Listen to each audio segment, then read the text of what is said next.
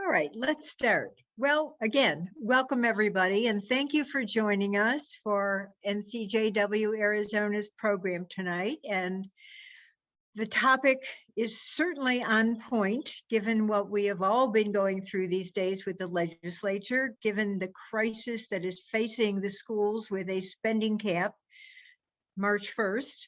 So we will get to the topic at hand, but first I would like to say, for those who may be new to this gathering, I'd like to introduce NCJW, National Council of Jewish Women, Arizona. We are an umbrella social justice advocacy organization. We focus on a variety of issues and topics that protect rights and that improve the quality of life of women, children, and families. Education certainly being one of them, which is why we're doing this evening's program. I want you to know that as an advocacy and an action organization, we take issues very seriously. We don't just talk about them. Right now, we are in federal court challenging the constitutionality of the abortion ban that was passed last year in the legislature. We won an injunction, and now we are in the Ninth Circuit challenging the constitutionality of that law. We are down at the legislature lobbying, advocating, giving testimony on a variety of bills, everything from transgender bans, against it, of course, against the transgender bans, against the limitations on education, against voter suppression, against abortion bans. And we are out there trying to make a difference in association and conjunction with other organizations. We are in partnership with a broad coalition of community organizations. We strategize together. We work out our testimony together, and we are trying to benefit the lives of diverse communities within Arizona. I also want to tell you that you can find out more about us and help us with our significant project by attending our gala, our virtual gala, March 6th, 5 p.m. Arizona time. It's called Power and Persistence, Making Our Voices Heard. And you will hear about our awareness, our advocacy, and our action, as well as learn about our signature project, which is creating the very first singly dedicated sexual violence trauma recovery center in the community. None exists. And this program, which is so unique, will deal with survivors of sexual violence who suffer intermediate and long-term trauma. People who may have the effects 20 years after an incident. This is a huge gap in community services. We are working very hard to make this a reality. We have a capital campaign underway. If any of you are interested in being a part of the Founders Circle, $2,500 donation, you can go to our website, ncjwaz.org, to find out more about that. Or better yet, you can attend our gala. You can find out about the tickets, the sponsorships, the program by going to NCJWAZ Gala online, and we hope to see all of you there. So tonight, as I said, we are dealing with such a critical topic for Arizona. It's paradoxical that a state having one of the highest rates of economic development, one of the largest population growths, and attracting international business, has the third worst public school system in the United States. It is last in the pupil to teacher ratio and ranks at the very bottom in terms of per student funding. We spend only a little over, I believe, $5,000 per student. And the consequences of that are evident to anyone who's been a parent, to anyone who has been a teacher, to anyone who's been an employer. I mean, you realize that it translates to class sizes. It translates to a very low, high rather, high classroom overload and low per pupil teacher ratio. Not to mention the cutbacks in counselors and nursing and supplies and programs. And though our legislators claim, the Speaker of the House, Rusty Bauer, claims on the news the last few days, they're going to have an agreement to, raise the aggregate expenditure limit by 1.2 billion, allowing the schools to spend the amount that the lawmakers approved last year. The fact is, even with that, this school system is in a state of collapse. We are losing teachers.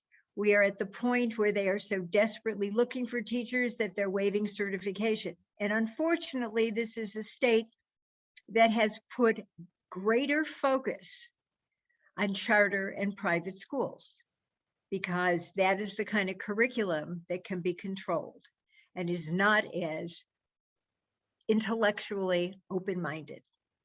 So for tonight's program, we have a wonderful panel. Unfortunately, Joe Thomas, president of the Arizona Education Association, had an emergency come up and could not attend, but we are very fortunate to have Ellie Perez, who is the policy director for Arizona Education Association, and certainly knows what is happening here. And of course, Beth Lewis, whom everybody should know by now. Beth is former teacher, parent, of course, and the executive director of Save Our Schools. Save Our Schools, you may remember, was leading the charge for Proposition 208. Last election, I think it was, I forget now, when we were knocking on doors 2020 to get that passed. And our moderator tonight, co-moderator, is our own Julie Gunnigal, our board member, advocacy attorney, the legal director for the Poor People's Campaign Arizona, and someone who broke into the political arena through education. So I'm going to turn it over to Julie. Thank you. Thank you, Sylvia. I am beyond excited for this panel tonight, so I won't say much except that welcome all of you, and I'm so excited for these two panelists in particular, where we've gotten to follow their career over the years and watch what they've been able to do in standing up to these attacks on public ed. I got involved in politics originally because of education issues, and I have to say that what you do for democracy and making it so accessible for people to get involved and to fight for public ed is just so needed and appreciated in our state. So with that, I have the privilege of asking the opening question to y'all. What is this financial cliff and what is the cap? We keep on hearing about it in the news. Can you give us an update about what we're talking about and why our schools are threatened with these giant budget decreases come March 1st? Sure. Do you want me to jump in, Julie? Hi. Yeah, jump in. Okay, I'm happy to jump in and then I'll let Ellie take the reins. So in 1980, voters passed a law that would cap school spending, essentially. And this was 42 years ago. And unfortunately, voters at the time didn't really think about the fact that, you know, when we're tying this to inflation, it wasn't going to be enough. Then some other factors occurred. Prop 301, when it was redone in 2018 by the legislature, they failed to exclude that funding from the cap. And so essentially we're getting $600 million a year from Prop 301, but that's what's causing us to really go over the cap. And then you add on to it the fact that we had decreases in student enrollment in 2020 due to the pandemic, and every single year. So we're going off of those numbers. Right. So it's basically like a perfect storm of all of these factors. And so some of, majority lawmakers have said that we're spending so much, and we know that's not the case. We know that it was an outdated antiquated law passed by voters 42 years ago. Those voters didn't have a crystal ball. They didn't know we were going to have a worldwide pandemic. They didn't know that lawmakers were going to, mess up in 2018. And so, the obvious thing to do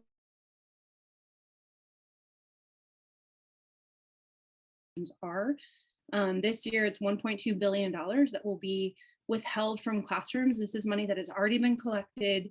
It's in bank accounts. It's already been promised in contracts to teachers and staff all over the state who are expecting to work in April and May.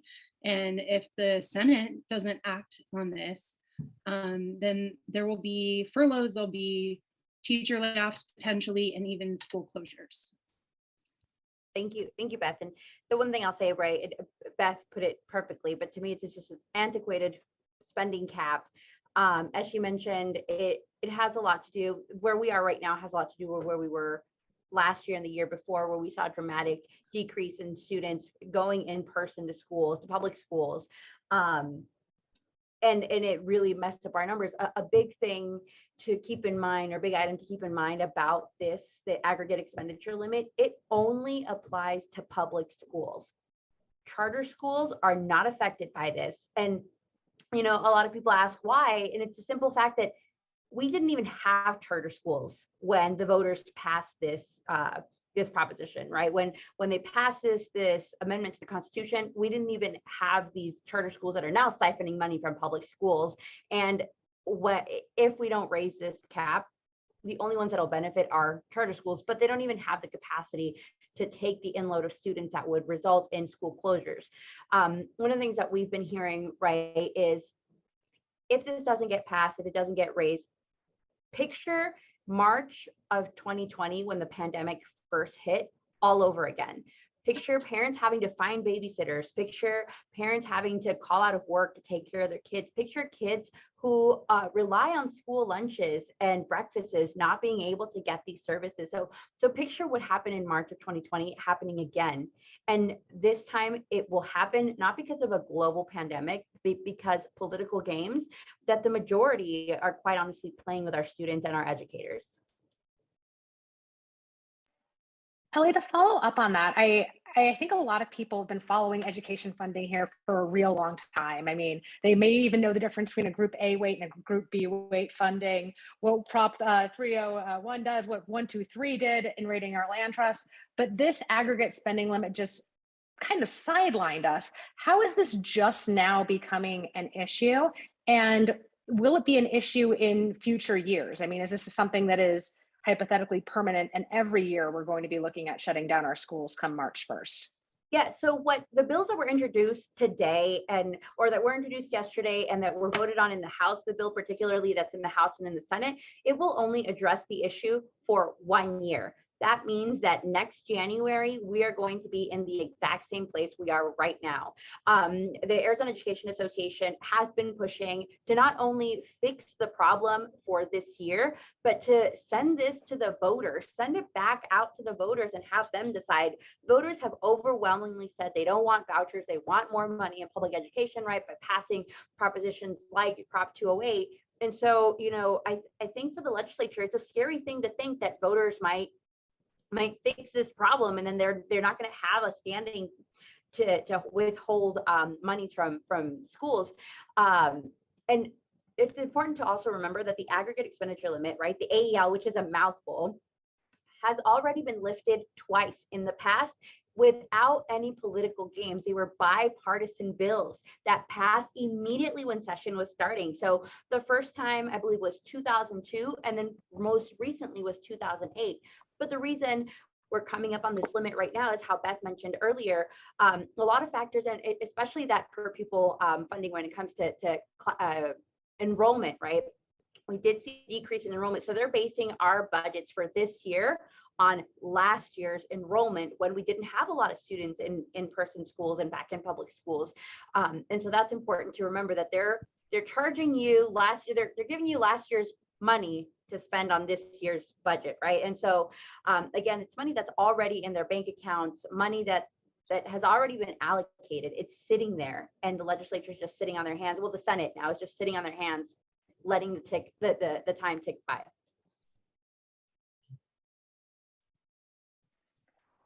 So I'm curious then, because I think I just heard you say that the best case scenario is this being referred back to the voters. Is that right? Yes.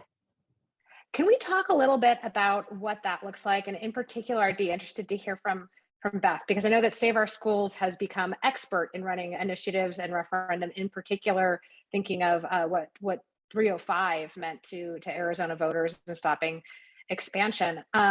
Can we talk a little bit about the logistics of doing that versus the mechanisms that happen in our state legislature? Sure. So the state legislature has the ability to put it on the ballot. They absolutely could if they wanted to, through a House concurrent resolution or a Senate concurrent resolution. You see those SCR and HCR before a bill, that means it could go to the ballot. However, this legislature will not do that. They're playing games with even, the clean AEL at this point. So the other way to get it on the ballot for 2022 would be if citizens wish to get it on the ballot, like citizens have done in the past few years with Invest in Ed and Prop 208. It wouldn't be a referendum, it would be an initiative. Another option is to elect a new legislature that is pro-public education that will do the right thing next year and also put it on the ballot. That's where my money is, because it will save us a lot of grief in a lot of other areas and is probably the easiest way to skin this cat.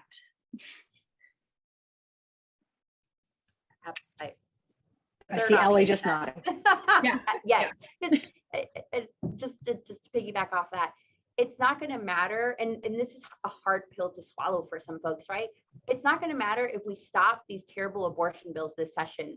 It's not going to matter if we stop these terrible education bills this session. What's going to matter is next session and who's there to, again, be our goalie in the governor's office, the AG's office, or to just introduce better legislation. And that comes from who's in the House and Senate. Yeah, so that's where I'm putting my focus and my team's energy. We're already out knocking doors. We're phone banking for public school proud candidates already. People are filing every day. We're having amazing new candidates step forward at the school board level, the legislative level. Obviously, the governor and superintendent of public instruction are up for election. And so this is a really important election for everybody to be involved. We normally save our call to action at the end, but it seems like this is an appropriate time to ask, like, everybody who's on this call and is listening, like, what can we do? What do you need? What is your ask of us? Oh, I have many, but I think Beth, I'll kick it to you because So we would love if you would join a community action team. We have teams all over the state who are canvassing and phone banking. And I think it's really gratifying to be able to have that direct connection to voters. We're going to have to sway some moderates and some independents. And the best way to talk to voters is to talk to them about public education. It is how we can achieve that swing vote. We are going to have to change some hearts and minds. The other side is, coming through with misinformation and disinformation at an alarming rate, but the way that we can counteract that is with real people's voices, right? Like your neighbors, teachers in your community, parents in your community. That's how we inoculate ourselves against these horrific lawmakers who, I think we can all agree we are not sending our best and brightest to our state legislature or, our state governor's office. And so we have the opportunity to reverse course on that. And I think the only way we do that is by changing the hearts and minds of voters one person at a time.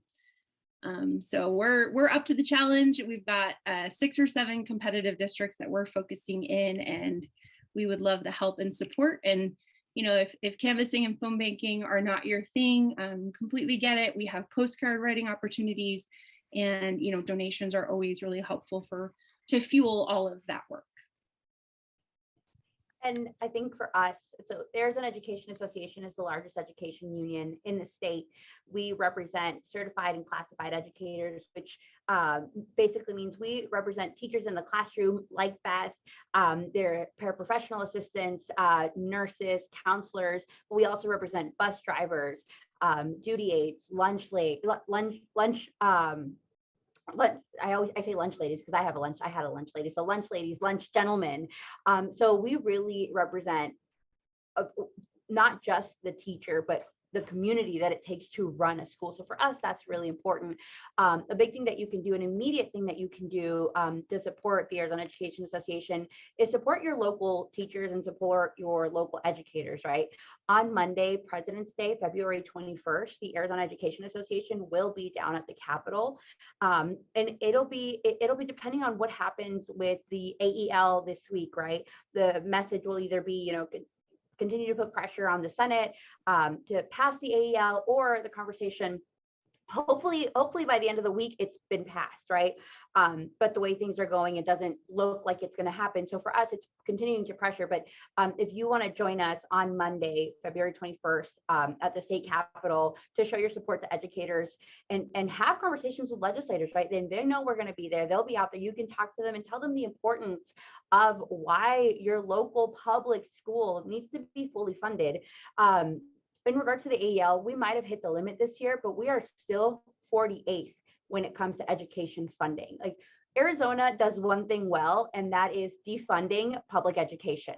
And I love my state, and it's really sad to see that my former teachers, because I'm a public school kid, to see them hurt and see them still going out to teach, right? Beth is still in the classroom and she's going to advocate at the Capitol. We had educators who got off work today and showed up to the Capitol to ask the Senate to do the right thing, and nothing happened. And I think, and Beth, tell me if I'm wrong, but I think educators are tired, and it's time for our parents, our brothers and sisters to come out and start talking about these issues for educators, because they're loud, right? They can get in front of you and tell you what's going on, but they are tired. And I think it's time for the community to really come up and prop them up. And I'll drop the link in the chat for our event on Monday right now. Thank you. Thank you. My follow-up question is about tired. And sometimes it feels like Beth Lewis gets more than the 24 hours a day that the rest of us get. And that seems unfair because she's everywhere all the time. But I did really want to lift up the efforts of teachers. And I saw something extremely concerning in terms of classroom stress, that a full 75% of Arizona teachers are stressed to the point where they're reconsidering their career. And I'm wondering if you can give us some insight. What does it look like on the ground level in our classrooms? What are our educators going through right now? Yeah, I think a lot of people think that last year must have been the hardest year for educators on record. And, from my personal experience and from a lot of educators that I've talked to around the state, it really has been this year and not last year. Last year, I think we were able to sort of, steel ourselves for this pandemic that was going to be over, and we were going to be able to just do the best we could for kids and reinvent learning and turn everything on a dime, right? And completely pivot the way we teach and be creative. And we were allowed to kind of bring all of our creative juices to a problem. And I think that's what teachers do best, right? Is we attack our problem. But this year, the problem has been more diffuse, and I think it's coming from so many different angles. There's so much more pressure around test scores and school letter grades, and it's that return, it's that thrusting us back into normal when we were told that we weren't going to do that we were going to reassess, that we were going to figure out what had been working for kids, what we did maybe differently during the pandemic that worked better for some kids or better for some families. And instead, I think because in large part due to the pressures that come from the state, right? The pressures around letter grades and funding and all of the punitive measures around results-based funding and, these reports from the other side of how public schools are failing, it trickles down, and that pressure is put all on us. And when you feel like you've got kids that have unfinished learning and it's not fair, and you're not really able to do the things that you really know you need to do. You really know you need to slow down and go back to first grade for my third graders, because no, they don't know their addition facts, but I'm being told I have to do multiplication and I have to do perimeter with double digit numbers. And, it's not my principal, it's not my admin, it's not my district, it's bigger than that. It's just this like idea that we're on a track, like a treadmill that's pre-paced for every kid, and that's just what we have to be on. And sorry for my rant. I just feel like I'm speaking like what I've heard from teachers. It's not just me. And one of my closest, dearest friends, she teaches high school in Phoenix, and she told me the other day about this article about moral injury. And this is when when soldiers have to go in and do things that that threaten their moral sense of things, right? That they know are not the right things to do. And I think sometimes that's how it feels this year, where we're being told to just kind of carry on and do the job. But we know that there's things needs that kids have that aren't being met because we don't have the counselors to meet their needs. We don't have the program, the aides, the interventionists, the assistant principals. We don't have the resources we need to truly meet our kids' needs. And there's a special form of trauma for educators in that, because it's moral injury. And we're all morally driven as educators. The reason that we come to the job is because it's a vocation for us, it's a calling. And so to add that injury to the profession that we love, and to erase a lot of the things that we love, and then to threaten us with curriculum bills and teacher attacks, and you can't say this, and anti-CRT bills and all of this nonsense, I think people they're done. But because they love kids, they're feeling done. That's all to moral injury, right? It's like it's chilling, but I'll add to that it's exploitation. They are exploiting our educators. We've continued to have a historic teacher shortage in Arizona, where we're seeing a mass exodus of qualified, certified educators leaving because we pay them at the bottom of the barrel. 1. 2, we do not have qualified substitutes in classrooms. We are seeing bills that further decertify the profession. So anybody with a pulse could go in and teach. That's like saying, I rode on an airplane one day, I'm going to be your pilot today. That's scary and it's inappropriate. One of the conversations that we've had, because we represent not just educators but in the classroom, but educators at school. So we're not only seeing this gap or this void of educators in the classroom, we're starting to see it trickle down into our custodial staff, our lunch staff, our bus drivers. People are worried about what it's going to look like. It's going to look like your kids are not going to be picked up from the bus on time, right? They're not going to be dropped off to your home on time. And who's driving these buses? I know that my wheelhouse is policy and campaigns. You do not want me driving a bus. As I'm sure Beth is an expert in her subject, you do not want her driving the bus, right? So it's trickling down into a bigger snowball with the plain and simple end game of dismantling and destroying Arizona's public education system. That is the goal. It's not about, oh, let's put people in a different school. No. The goal here is to kill Arizona public schools. I think it's jarring for people to hear that, because you hear these legislators, I love my teachers, I'm great, right? Like, go teachers. And then the bills that they pass, the policies that they introduce, say the complete opposite. Simple fact, children are molded by their teachers and their parents, and politicians right now are driving a wedge between those two most formidable folks in a child's life. I think, again, Beth and I can go on for hours about this. It's so crucial to now have parents who support educators, who support public schools, come down to the Capitol. If you can't come down to the Capitol, do the RTS and sign in.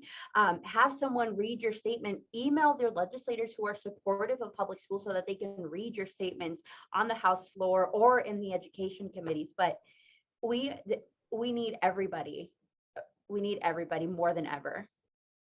I'd like to chime in here and ask you, these stories are so poignant and they tug at us for everybody who knows that education is the foundation of a democracy. So you made a point that, if I might, I really would like to get to the core of this. You say they're trying to kill public education. And the question is, why? Why is a state that would like to grow its economy, that boasts of growing its economy, why? What is the real agenda here?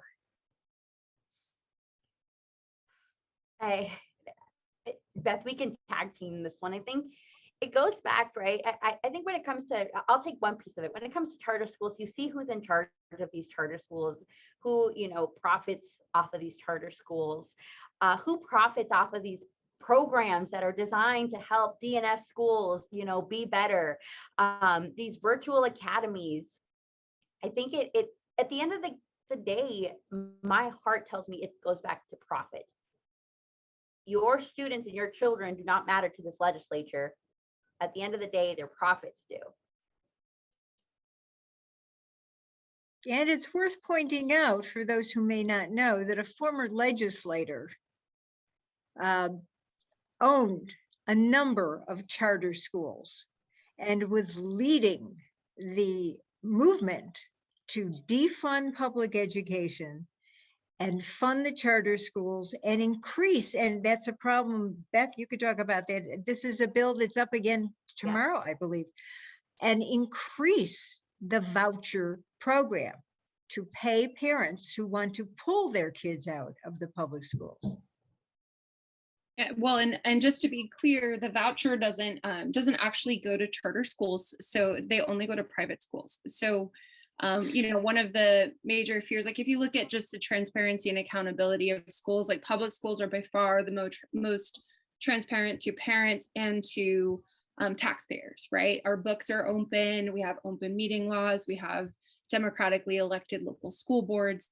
Then you've got charter schools. Arizona has some of the most lax charter school laws in the country because we were one of the first to introduce them, and that especially with procurement. So even if you have good charters, you have bad charters that are looking for profit, right? It's a mix and it's a mess because the laws are at a baseline. Then you have private schools. Private schools are 5% of kids in Arizona, right? Serve 5%. They don't have to open their books to anybody because they're private. They don't have to test any child. They don't have to report as to whether there's any academic success. They don't have to tell taxpayers how their money is being used. So when you send a voucher to private school, there's zero transparency, there's zero accountability. And to your point, Sivia, a lot of people think that when they go to a universal voucher system, many charter operators who might not be in it for a good reason would automatically flip to a private model, right? Because the money incentive is there and they wouldn't have to open their books. So when what became Prop 305 universal vouchers came into law in 2017, the ADE and the folks there reported that their phone was ringing off the hook. How do I flip, right? What is the mechanism? How do I go from a charter to a private school and not ever have to report to anybody again and take all the taxpayer money and run? So it's a mess. Julie, to your earlier question, I think that it's definitely greed and profit that is to blame. We also have like the DeVos kind of American Federation for Children groups that are in trying to sort of promote religion, right? She's come out and said like she wants to evangelize America through private education. You've got the Koch brothers who want every kid on a voucher. You've got, and now you've got folks like Charlie Kirk who want to have like indoctrination private schools online, taking our taxpayer dollars to indoctrinate kids about Charlie Kirk's ideas. So, for all of those reasons, dismantling of public education opens the gates for profit, opens the gates for all sorts of agendas, and opens the gates for the extreme conservative right-wing side to expand their base. And that's why you see the same people who are driving these wedge issues, these culture wars, they're the same people who are pushing vouchers every single time. Follow the money every time. If I can make an observation, and this is something that I've actually wondered about for a while, and to Ellie, you specifically, one of my most vivid memories was when I had to be in either late high school or college, and my mom comes home, she's a career public school teacher, and said, they're coming for our unions. And she was a dues paying member for, I think, her entire career. And if we're going to like look at what came together in the perfect storm of vouchers, charter schools, I think the other piece is the attacks on labor and making it more difficult for our teachers to organize as a member of labor and a respected profession. I'm wondering if you can comment on that, because right now there's been a ton of overt attacks on teachers unions and demonization, really, of what you do. Can you let us know what it's like to organize in Arizona when it's teachers and labor? I think that the first thing is like remembering that a labor union stands for dignity and good, good it's so it's just dignity at the workplace, and rights and respect and a livable wage. For us in particular, we have teachers who, I mean, there's these affordable housing bills that are being introduced to ask educators to teach in a district that they can't afford because we don't pay them enough, right? But going back to what it is to organize in Arizona, we are a right to work state. And I say that proudly in a way because we are also 20,000 members strong. And you don't have to be part of the union in Arizona. People choose, educators choose to be part of the union to protect themselves and protect their brothers and sisters in the education system. I think that, you know, when we saw the first big attack, I think it was like early 07 or 08, when they specifically came after AEA and payroll deductions. And now you see the governor tweeting at our president and our vice president, calling them union thugs. I mean, I've worked in the labor community for a couple of years now, and I've worked for some, like, you know, for some unions that are, you know, they're going to go down and get you. But I never thought of the education union as that. And to have them have been painted, to have my teacher, my 5th grade teacher who put on my 5th grade play, be painted as a union thug, is to have Beth be painted as a union thug. I mean, look at her, right? It is this moment where I'm sure everyone on here has read the 1984, yeah, right, 1984 Orwell, where it's like, you're living in this world that doesn't make sense to us because we know that that's not true, but there's a whole sect of people that do believe that the union is out there to indoctrinize, sexualize, and prey on children, when a lot of those people have been pushed, have been helped, have been grown by their educators. I said earlier, I'm a public school product.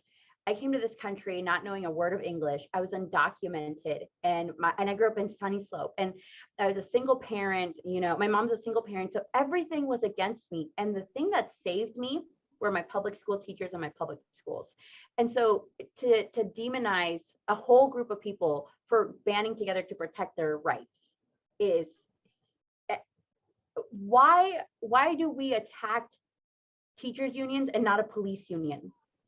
Why do we revere and respect first responders and not an educator who taught those first responders, who molded these people, who helped that police officer find that in his heart what he wanted to do was help people, right? So it's baffling, it's difficult, and it angers me. But I think there's that, you know, to cut my rant down, there's that light at the end of the tunnel where educators choose to be part of this union. And I think that speaks for itself. They've been trying to attack unions, and not just education unions, but our trade unions, right? There's all these bills in there to attack our carpenters, our pipe fitters. And I think it speaks to the fact that when the few that can make the laws are afraid of the whole that can change them. And I think unions are that power. They are the people's voice, because they not only choose to go, but they use their hard-earned money to fund this.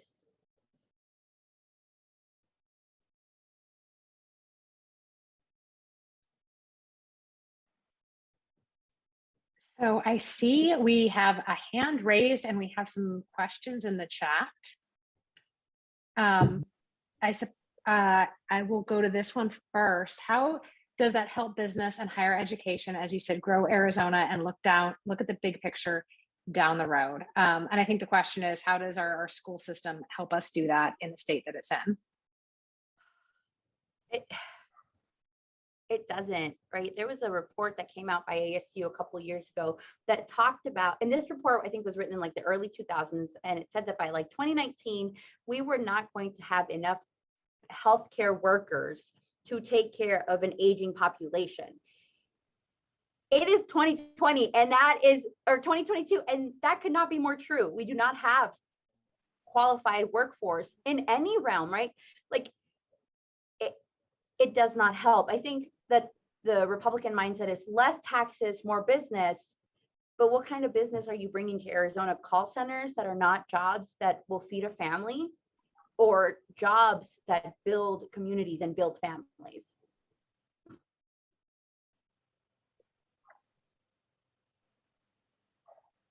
I see that Bruce has his hand raised.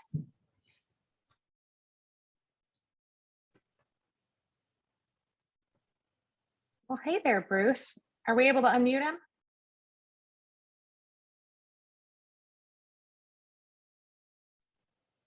Okay, yeah. Happened to be a female, Bruce, but that's okay. Now, actually, my question was going to be related to what Ellie was just talking about. It occurred to me that if we have a whole group of citizens who aren't being educated as well as another group, the educated group, I'm assuming, many of those will leave the state because they're better educated and get better jobs. And what we're left with are people who may or may not have the, I don't want to say that nobody's going to learn anything, but we're going to have an uneducated population. And don't the businesses kind of notice that they may hire somebody who can't do the work, or they can't find somebody to hire them, or it just seems that they've got blinders on. And I don't have children, and I'm haven't been in this state all that long. Well, maybe longer than I think, but so I really don't follow education. But it seems to me that it's such a simple thing. If you want to be successful in whatever your state wants to do, you need people who can do the work. The other question I have, it's almost an assumption I'm making. Who goes to the public schools? Are they people, mostly people of color, people from the disadvantaged and poor areas because they can't afford the fees? Or is it everybody? I mean, I just don't know at all. It was a lot of questions, female Bruce, but I think you're hitting all of the right points, and I can feel your passion as you're like working through this. I'm going to kind of start backwards. So, I think what you're alluding to is the fact that there's no way to have a system of haves and have-nots without excluding a lot of students, right? And creating a separate and unequal system. And that's really what we have in Arizona. Because the state has stepped away from their duty to fund our schools equally, and only pays $4,500 per kid, which is $5,000 less than the national median. What's happened is in your richer districts that are able to pass bonds and overrides and have tax credits and have these like superstar PTOs and PTAs, they're able to sort of make do, right? And that's okay. I'm happy for them, but unfortunately, it leaves everybody else high and dry. But I was also wondering, don't the people with an inadequate education eventually cost the state or communities more money? I think that's an argument that I've heard some very smart business leaders offer. Unfortunately, it's so few who are willing to have the courage, like the political courage, to stand up and say, like, here are the projections, here's absolutely what's going to happen, and you're spot on. And with charter schools and private schools, we do see a lot of segregation. We see increased segregation. We see cherry picking. Yeah.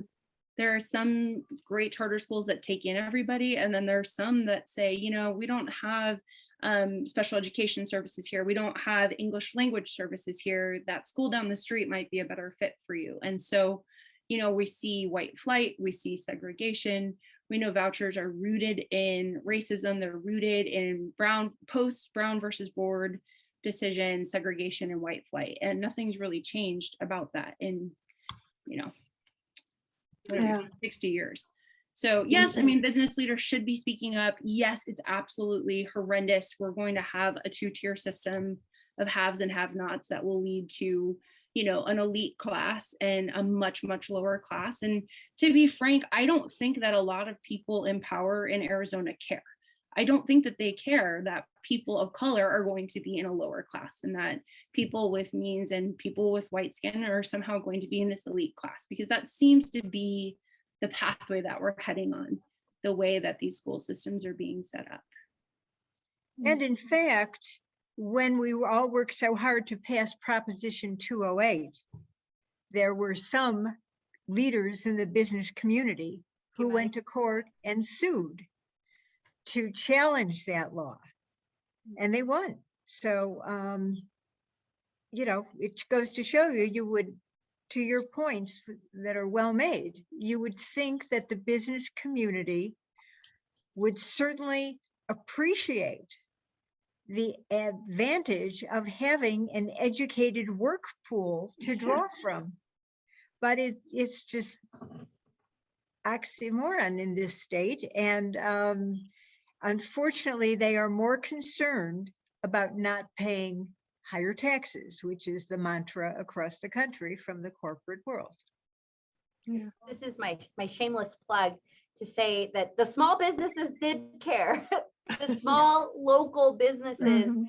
they joined together, they signed a pledge, they promoted Prop 208. I can't tell you, one, how much delicious food I was able to eat when we were collecting signatures from small businesses, but how many of them were so willing to open up their doors, their parking lots, their drive-through lines to educators to collect signatures. So there is a disparity. And then to the business side's credit, it's a few of them have signed on. A few of them do get it, right? A few of them did sign on to a letter asking the legislature to move on the AEL, but that's only a part of the problem, because it's only releasing the money that we already have. It's not like they said, fix the AEL, also send it to the ballot. Oh, and also fully fund our schools. Right. I feel like we're setting ourselves up for a situation where, they're going to expect to have a parade for doing the bare minimum, which is passing the AEL, Yeah. and letting us spend the money that we already have. And it's like, we'll give you a quick tweet that says thank you, and then we're going to move about our business. Then we're going to tweet again. Yeah. Oh. Thank you.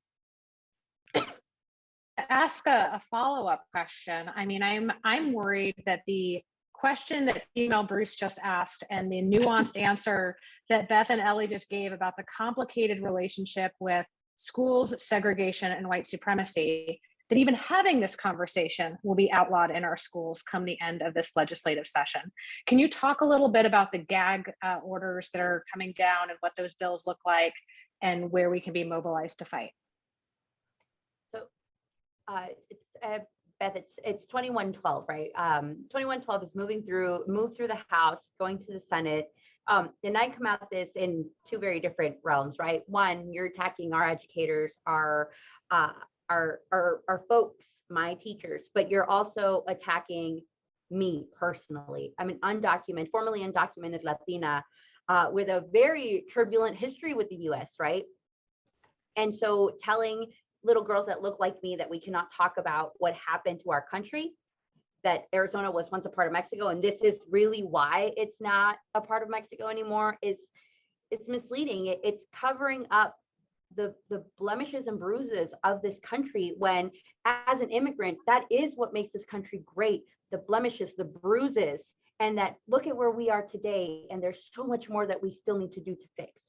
And as an educator standpoint, it does not let them tell the truth about history. It does not allow for critical thinking for these important conversations in the classroom.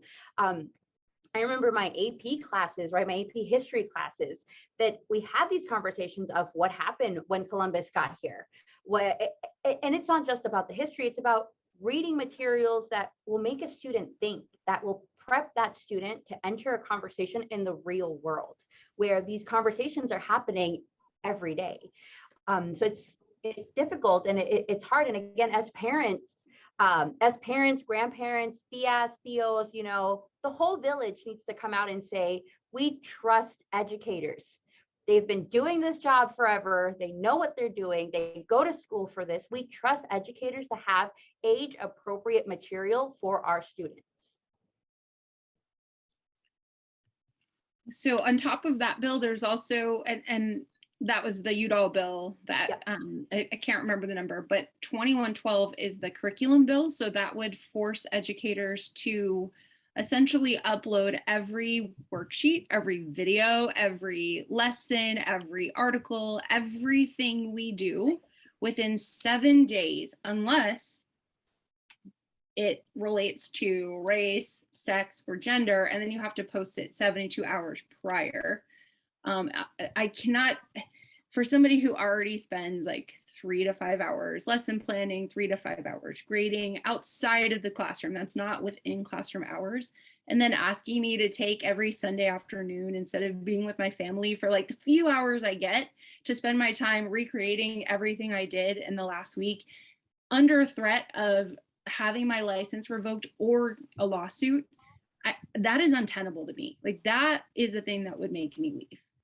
And for teachers who are already like 1 foot out the door, unfortunately, because of all the things we've stated tonight, I think that's the straw that breaks the camel's back. And I think the legislature knows this. And I think that the main intent, I don't think the main intent is to push educators out. I think the main intent is to have Fox News story after Fox News story about every teacher that didn't post this in time, and picking out the one little thing that they can find and having baseless lawsuit after baseless lawsuit and running teachers through the mud for the foreseeable future. Because that's their playbook. That you forgot that in between all that time, you also have to sub for your teammate who's not there, because we don't have teachers in every classroom.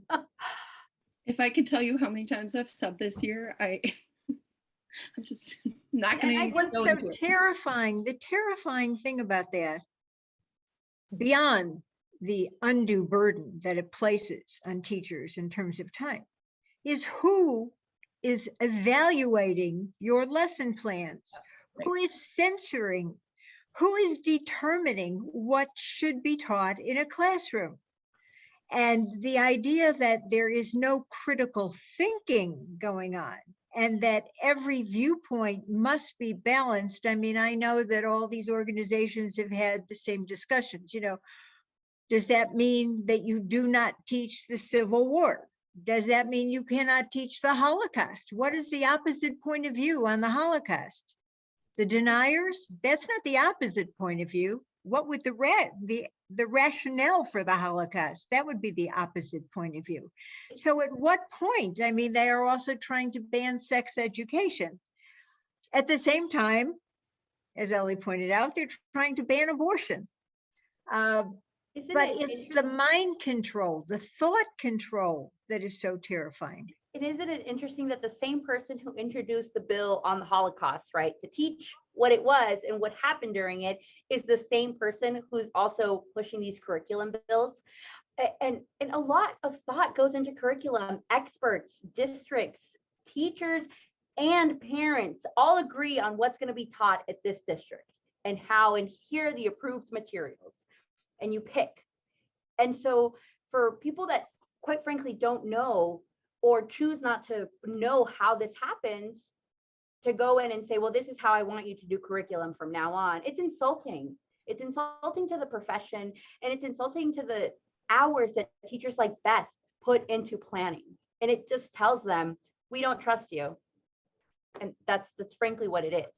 And I do think that Oh. these bills are written to push people out of education. If I may, I don't know if you can hear me. We can. Hi.